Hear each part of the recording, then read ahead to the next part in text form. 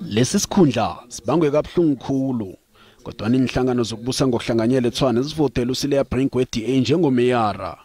Kanti ke uBrink naye kulindeleke bona memezela ikomiti kameyara etsha. Iinkampani ezimbalo ezenza imisebenzi eqhakathekileke eTshwane azikabhadelwa. Eziningi zalezi ezingakabhadelwa ziinkampani zabugadi. Omunye wabasebenzi uthi uthemba bona uBrink angabuyisa msinya ukusetshenziswa kwemali zikamasipalata okubhajiweko khona naye azorhola.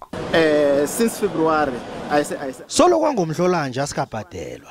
Nje siyekupheleni kwakantaka solo asitshelwa bonyana imali ethu iza nini.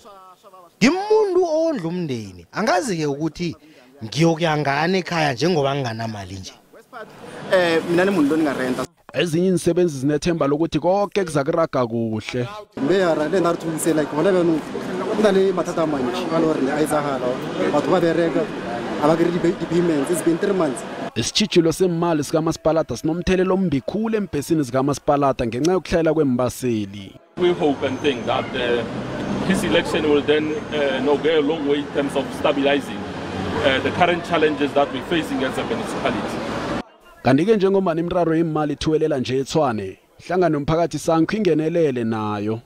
We hope that unlike his predecessor, services are not going to be focused only in the suburban areas but also in townships and in the informal settlements. Ukungabi nokunzinza kumasipalata weTshwane bangwele khulukhulu kungasetshenziswa kwemali ngefanelo. Umbiko omhloli incwadi uveze bona ingaphezulu kwe-10 billion yamarandi imali esetshenziswa ebudlapha. Lokho ke bekwabangela nokuthokoza umsebenzi kwakameyara weTshwane waphambilini uRandall Williams. Somkhandlu wekhokte eGauteng ufuna bona umeyara omutjha uCilliers Brink enze ilandelisisa bona kusukelephi kuhle kuhle imali lena izakusetshenziswa budlapha kangaka. There's a need for a municipality to ensure that people follow the law when they do certain things such as tenders and other issues that they deal with it, so that we don't have audit outcome on the processes or procedures that they followed. Iye khona uBrink uqalene nomsebenzi omkhulu ukubuyisa isithunzi seTshwane.